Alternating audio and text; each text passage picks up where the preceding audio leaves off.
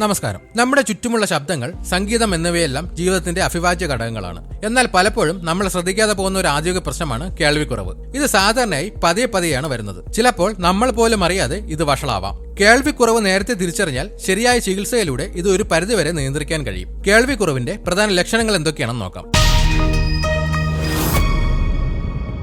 ചില ശബ്ദങ്ങൾ കേൾക്കാനുള്ള ബുദ്ധിമുട്ട്, പ്രത്യേകിച്ച് സ്ത്രീകളുടെയും കുട്ടികളുടെയും നേർത്ത ശബ്ദങ്ങൾ, ഉയർന്ന ഫ്രീക്വൻസിയിലുള്ള ശബ്ദങ്ങൾ എന്നിവ കേൾക്കാൻ പ്രയാസം തോന്നുക. എസ്, എഫ് തുടങ്ങിയ അക്ഷരങ്ങൾ തിരിച്ചറിയാൻ ബുദ്ധിമുട്ട്. റെസ്റ്റോറന്റുകൾ, മാർക്കറ്റുകൾ, ആൾക്കൂട്ടമുള്ള സ്ഥലങ്ങൾ എന്നിവിടങ്ങളിൽ മറ്റുള്ളവർ സംസാരിക്കുന്നത് വ്യക്തമായി കേൾക്കാനും മനസ്സിലാക്കാനും പ്രയാസം നേരിടുക. സംസാരിക്കുന്ന ആളോട് ഒന്ന് ആവർത്തിക്കാമോ അല്ലെങ്കിൽ എന്താ പറഞ്ഞത് എന്ന് വീണ്ടും ചോദിക്കേണ്ടി വരുന്നത് ഒരു പ്രധാന ലക്ഷണമാണ്. വീട്ടിലെ മറ്റുള്ളവർക്ക് അധികമായി തോന്നുന്ന രീതിയിൽ ടിവിയുടെയും മറ്റും ശബ്ദങ്ങൾ കൂട്ടിവെക്കുക. ഫോണിൽ സംസാരിക്കുമ്പോൾ മറ്റേ അറ്റത്തുള്ള ആൾ പറയുന്നത് വ്യക്തമല്ലാത്ത അവസ്ഥ. കേൾവിക്കുറവ് കൂടുതൽ ഗുരുതരമാകുമ്പോൾ കാണുന്ന ലക്ഷണങ്ങൾ നോക്കാം. ഒന്നിൽ കൂടുതൽ ആളുകൾ സംസാരിക്കുമ്പോൾ സംഭാഷണത്തിന്റെ ഒഴുക്ക് മനസ്സിലാക്കാനും പ്രതികരിക്കാനും കഴിയാതെ വരിക. മറ്റുള്ളവർ പറഞ്ഞത് തെറ്റിദ്ധരിക്കുകയും അതിന്റെ പേരിൽ തെറ്റായ മറുപടികൾ നൽകുകയും ചെയ്യുന്നത്. ഇത് പലപ്പോഴും ആശയക്കുഴപ്പങ്ങൾക്കും തെറ്റിദ്ധാരണകൾക്കും കാരണമാകാം. ചെവിയിൽ തുടർച്ചയായി ഒരു മൂളൽ, ഇരമ്പൽ അല്ലെങ്കിൽ ചൂളമടിക്കുന്ന ശബ്ദം കേൾക്കുക. പുറമേ നിന്ന് ശബ്ദമില്ലാതെയും ഇത് അനുഭവപ്പെടാം. കേൾവിക്കുറവ് കാരണം ആളുകളുമായി സംസാരിക്കാൻ മടി തോന്നുക. ചുറ്റുമുള്ള ആളുകൾ വ്യക്തമായി സംസാരിക്കുന്നില്ല അല്ലെങ്കിൽ